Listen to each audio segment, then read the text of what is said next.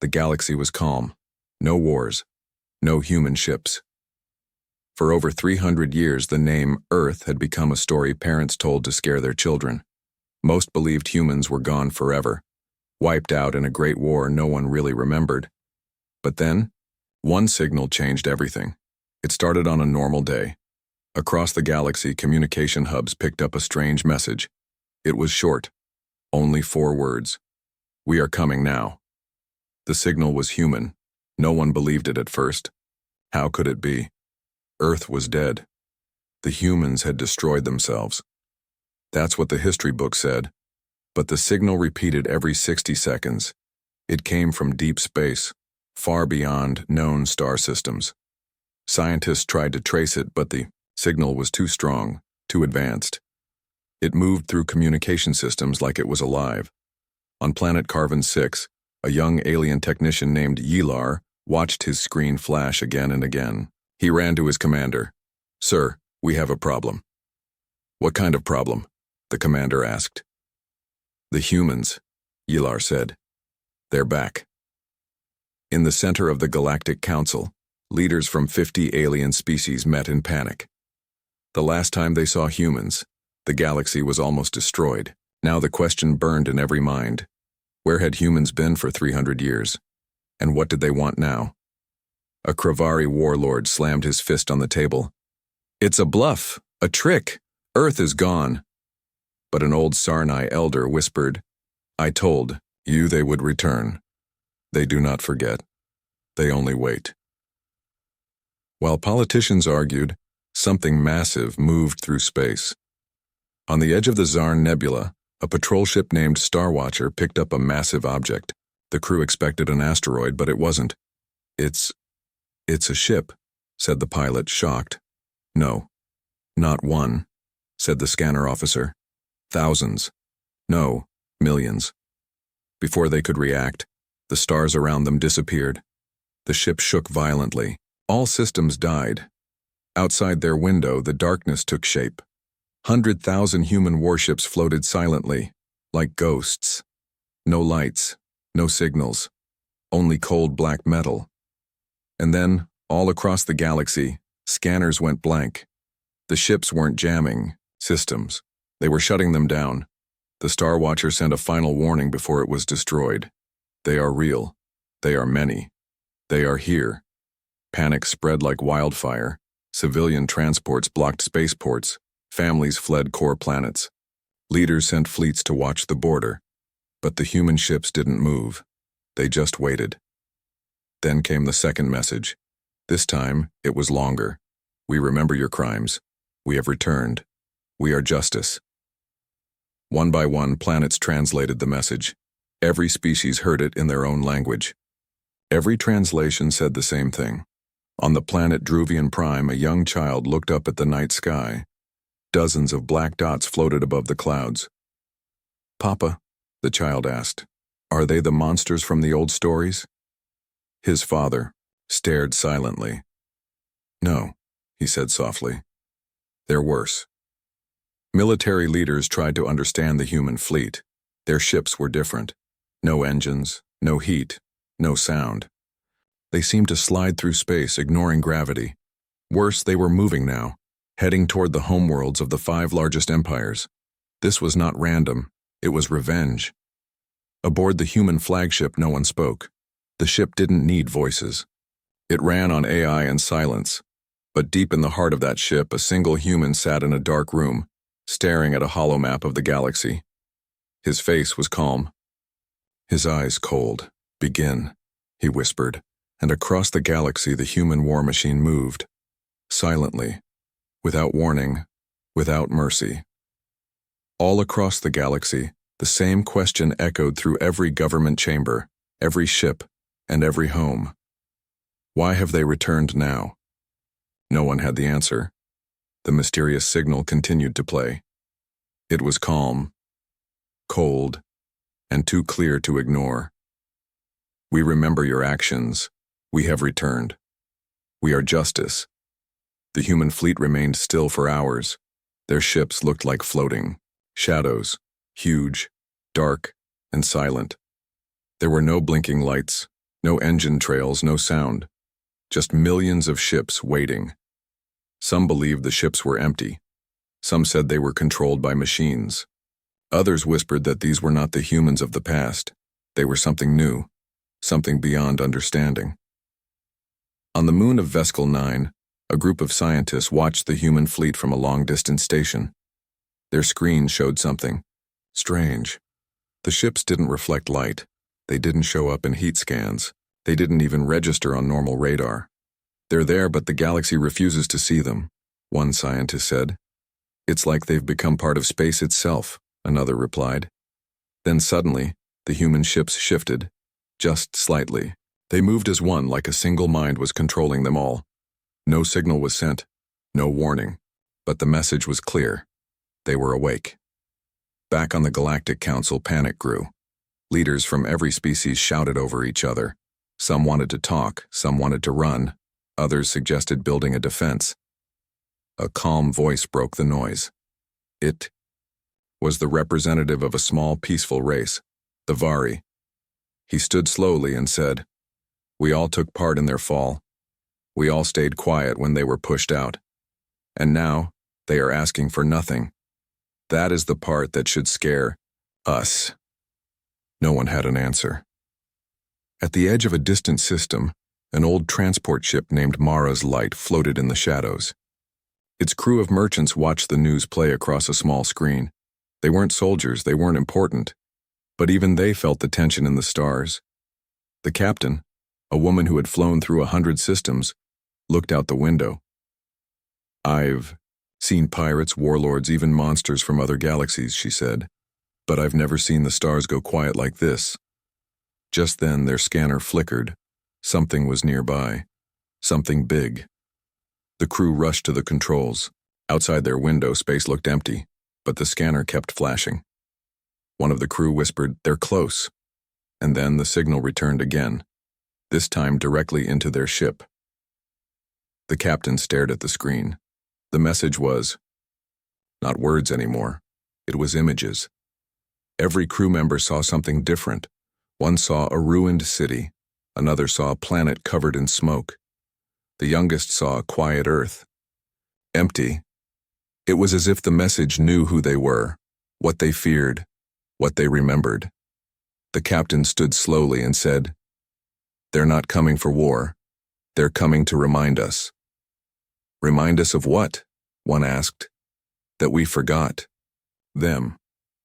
In far corners of the galaxy, people began to remember old stories about how humans helped build the great space gates, how they fought side by side with other species, how they gave everything in the old wars, and were betrayed. Some records had been deleted. Others changed, but a few hidden files forgotten in dusty vaults told the truth. Humans didn't vanish. They chose silence. And now, that silence was ending. Across 10 systems, strange things began to happen. Navigation beacons turned off. Old satellites shut down. Entire networks of communication blinked and went dark. One by one, always in the same direction. The path the human ships were taking. It was like the stars were going quiet. To listen. In one empire, a young officer stood in front of his commander. "What do we do?" he asked. The commander said nothing for a long time. Finally, he replied, "You don't understand. This is not a fight. This is a return." "A return of what?" The commander looked up. "A promise. One we all hoped they'd forgotten." And so, the galaxy waited, not with weapons, but with breath held, because something old was waking up, and it had not forgotten. The stars were never truly silent, until now.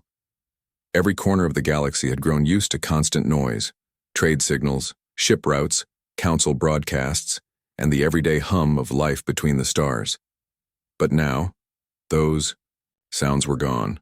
From small outposts to powerful homeworlds, a strange quiet covered the skies like a soft blanket. The silence wasn't empty, it felt full, as if something large, ancient, and unknown was passing by, and the galaxy had chosen to stay still. In deep space, the human fleet had moved again. Slowly, smoothly, like a wave across the stars. The ships didn't follow star charts. They didn't use the major lanes. But they moved with purpose, as if they had already seen the map of the future. No one had made contact. No words, no calls, no signs. But everyone was watching. In a hidden observation base near the Mural Cloud, a group of researchers recorded the fleet's movements. They had been silent for days, watching in disbelief. One of them, a young analyst, named Pharaoh, noticed something strange on the monitors. "Sir," he said, "I don't think they're just ships." "What do you mean?" the commander asked. "I've been studying their patterns. They're not just moving, they're scanning, they're learning, not just planets. People." The commander leaned forward. "Explain." Pharaoh tapped his screen.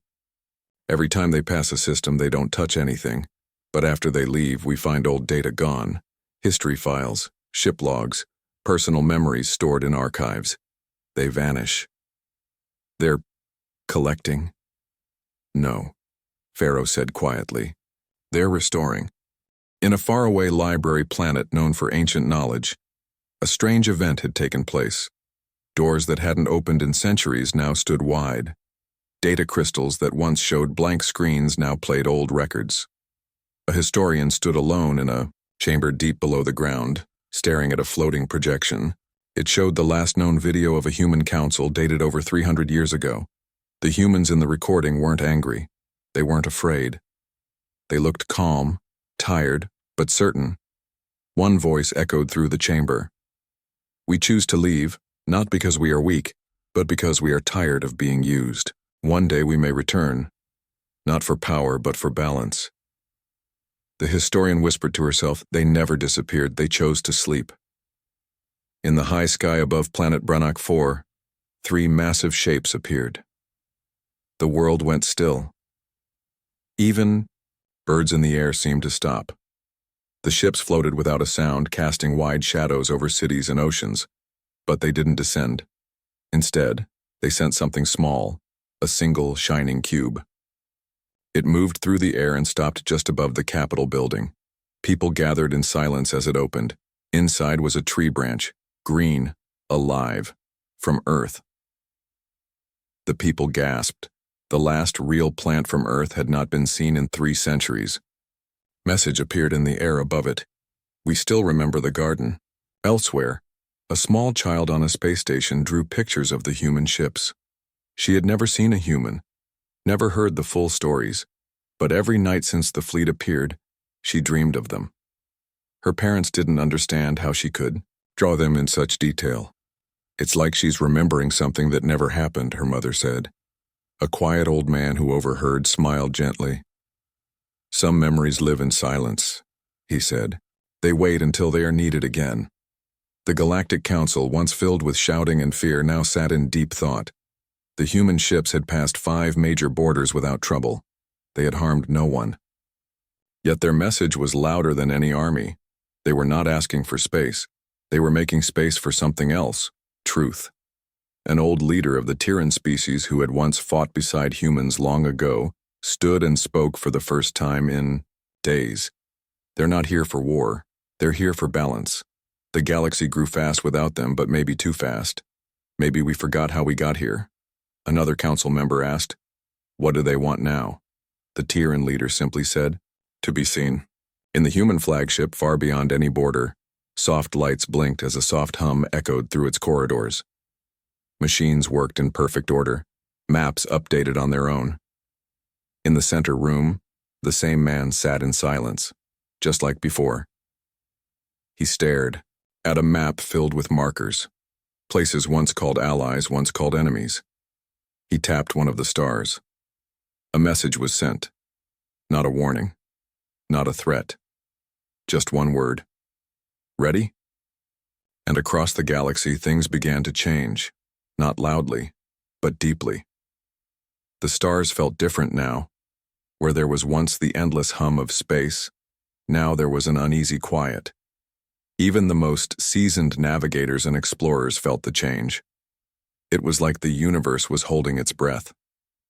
Every planet, every ship, every station seemed to be watching, waiting for something that no one could explain. And then, on the edge of the Terex Nebula, something extraordinary happened. A distant light flickered to life. At first, it seemed like just another star, distant, far away. But the light grew brighter, and suddenly the entire galaxy could see it. The light wasn't natural. It moved, shaped itself, and began to pulse. Across systems, stations picked up the signal. It was clear, it was simple, but it shook everyone who heard it. It's time. Back on the planet Cipher 6, in a bustling port city filled with traders, soldiers, and diplomats, everyone stopped what they were doing. People looked up to the sky and then to each other. What did it mean? A man in a dusty coat stood in the middle of a busy street. His eyes were fixed on the distant sky, where the strange light grew more intense. He had seen the signal before, years ago, but he had never believed it would come again. He whispered to himself, "I thought they had forgotten. I was wrong." At the Galactic Council, a ripple of uncertainty ran through the leaders. Messages flooded in from all directions. The human ships, now more than 1,000,000 strong, had passed through half the galaxy without a single disturbance. They didn't ask for resources. They didn't demand space. They didn't even speak to anyone. They just moved. Yet, with every passing moment, the quiet grew heavier. "We need to act," said one leader, his voice full of worry. "We can't let this continue." Another leader, an older woman, raised her hand and said, "We have no reason to fear them. They haven't done anything but pass through." "But what do they want?" asked a young delegate. "We will find out soon enough," the older woman replied. "But the message is clear." Her voice lowered as she added, "It's not just about us. They are asking the entire galaxy to remember." On the barren planet Loris 9, an ancient temple stood in silence. Forgotten by most, it had remained a place of mystery for centuries. It was here that the last known human relic was hidden, an artifact said to hold the key to the silence that had taken place so long ago. A young archaeologist named Mira had been searching for answers her entire life. She had heard the stories. She had read the myths. But as she stood before the ancient doorway, she knew this was the moment the galaxy had been waiting for. The door slowly opened as if it had been waiting for her all along. Inside, hidden deep beneath the sand, lay the human relic, a smooth, glowing crystal. Mira reached out, and as her fingers brushed the surface, the relic responded. It pulsed, with light, and for the first time in years, Mira heard a voice. A familiar voice, though soft and distant. "Do you remember?" Mira's heart raced. She had read about the relics, but this was real. At the edge of the galaxy, the human fleet moved once more. Their ships, silent and still, drifted toward a small planet on the outer rim, a place that had long been forgotten by most. The planet's inhabitants watched in awe as the fleet passed by. They had never seen humans before. They had only heard the stories of their once great civilization, stories of kindness, of hope, of a time when humans had shaped the galaxy, and now they were back. But why? On the planet's surface, a young child stared up at the sky. Her parents tried to pull her inside, but she refused to leave. The ships moved closer. She could hear a faint hum, like a song from long ago. Her heart beat faster as she whispered to herself, "Are they here for us?" As the human fleet neared the planet, the council met once more. There were still many questions, but one truth was undeniable. The time for silence was over. They could feel it in the air. The galaxy was about to change. "We have ignored them for too long," the Terran leader said quietly. "And now, they are offering us something we thought lost." In the deepest part of space, where no human had traveled in centuries, a signal began to pulse. It was faint at first, but then it grew stronger. It wasn't a voice. It wasn't a message. It was a presence. The galaxy could feel it. Something was awakening, and the humans were the key. As the fleet approached the planet, the sky above turned darker, not from clouds, but from the sheer presence of the ships, their shadows stretching over the land. Still, the people below had no fear. They didn't feel threatened. They felt seen. There was no hostility, no demand, only an overwhelming sense of being understood. Far above the planet, a figure stood aboard the flagship, gazing down. The man, though human, was not like the humans of old.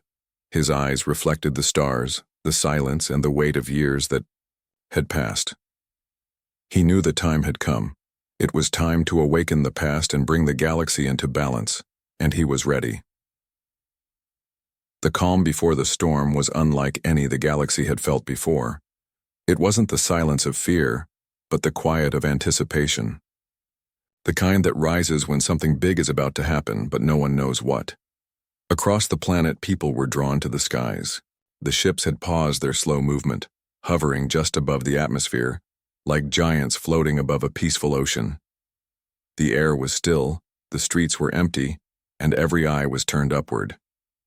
In the capital city, a young scientist named Lyra stood at a window, her hands resting on the cool glass. She had spent her entire life studying the stars, charting patterns and reading signals. But never before had she seen something like this. She reached for her communicator, her fingers trembling. "We need to know what they want," she said, to her colleague who was stationed miles away. The voice that responded was calm, but there was an edge to it. "The fleet has not made any move. But their presence—" There was a pause, as if her colleague was searching for the right words. "It's as if they're waiting for something. They are observing us."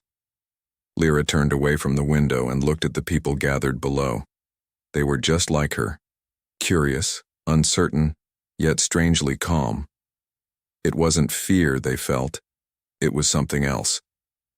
They were all waiting for the same thing. On the outskirts of the city, in a quiet park, a child named Juno sat alone, drawing pictures in the dirt. She had heard the stories from the elders, the stories of the humans, their grand civilizations, and their mysterious disappearance. Everyone thought the humans were gone, lost to the ages. But now, they were here. And Juno felt something deep inside her, a connection to the ships overhead. She looked up at the sky, her eyes wide, and whispered to herself, "Are they here to take us to the stars?" Back in the council chambers, the leaders were in a tense debate. Despite the strange peace that had taken over, the unknowns were too great. The humans had been silent for so long, and now they were closer than ever before. Why? A Terran leader stood, his face etched with years of wisdom. "We must approach this with caution," he said. "They may not be here to conquer, but they are here for something. We've seen their ships," another leader argued. "Millions of them, each one a testament to their power. They could easily take what they want by force." The Terran leader shook his head. "They do not seek power, they seek understanding. The silence they bring is not to threaten us, but to make us listen." The room fell silent. His words carried weight, and the others were forced to consider the truth behind them. The humans had never come to dominate, only to share, to connect. As the day wore on, the skies began to shift. The light from the human ships reflected off the atmosphere, casting strange, shimmering colors across the surface. It wasn't bright. It wasn't overwhelming. It was gentle, like a quiet message.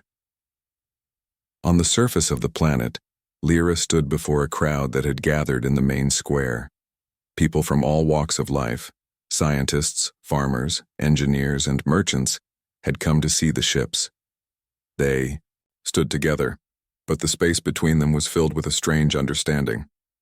No one spoke. Then, without warning, the sky above them began to change.